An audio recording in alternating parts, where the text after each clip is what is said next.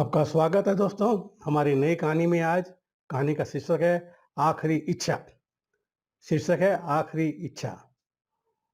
पुराने समय की बात है। एक राजा था जिसने 15 से 20 जंगली कुत्ते पाल रखे थे। ये जंगली कुत्तों का इस्तेमाल वह लोगों को उनके द्वारा की गई गलतियों पर मौत की सजा देने के लिए करता था।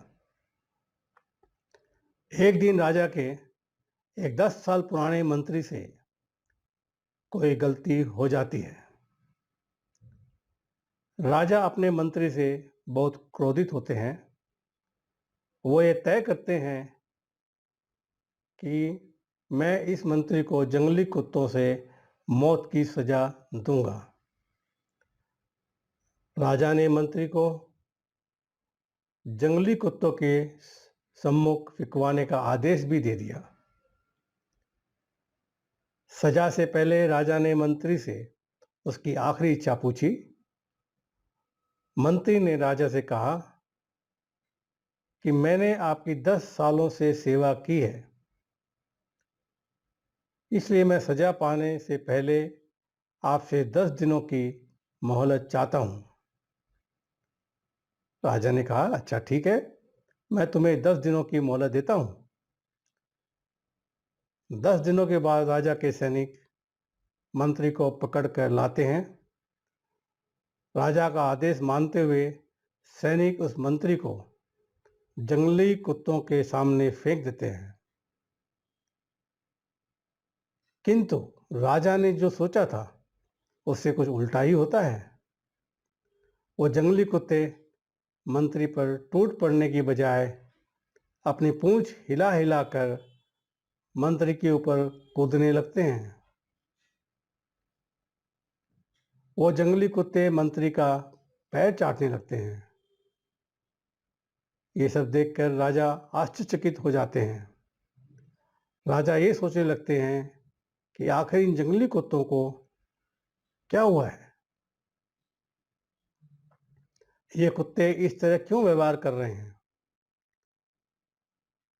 जब राजा से रहा नहीं गया और उन्होंने मंत्री से पूछ ही लिया, ये सब क्या चल रहा है। ये जंगली कुत्ते तुम्हें काटने के बजाय तुम्हारे साथ क्यों खेल रहे हैं। मंत्री ने जवाब दिया, राजन, मैंने सजा से पहले आपसे 10 दिनों की मोहलत ली थी। उसी समय मैं इन बेजुबान जंगली कुत्तों की सेवा में व्यस्त हो गया था।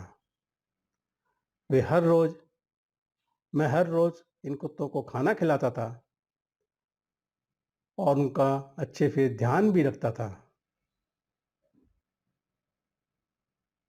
ये कुत्ते इतने जंगली होने के बावजूद भी मेरी 10 दिन की सेवा को नहीं भूल पाए और आप राजा यानी प्रजा के पालक होकर भी मेरी 10 वर्षों की सेवा को भूल गए और आपने मेरी एक छोटी सी गलती पर इतनी बड़ी सजा सुना दी। राजा को मंत्री की बात सुनकर अपनी भूल का एहसास हो गया और उन्होंने फौरन मंत्री को आजाद करने का हुक्म दिया। कई बार हम भी इस राजा की तरह किसी की कई सालों की अच्छाई को उसकी एक छोटी सी गलती की वजह से भुला देते हैं।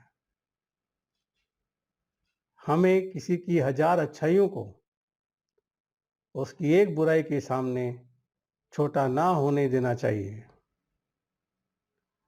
हमें क्षमाशील बनना चाहिए। हमें क्षमाशील बनना चाहिए। तो दोस्तों, इस कहानी से हमें क्या सीख मिलती है और आपको क्या सीख मिली, हमें बताइए कमेंट में। और कहानी अच्छी लगी तो लाइक कीजिए, शेयर कीजिए, सब्सक्राइब कीजिए और मिलते हैं नए कहानी में। धन्यवाद।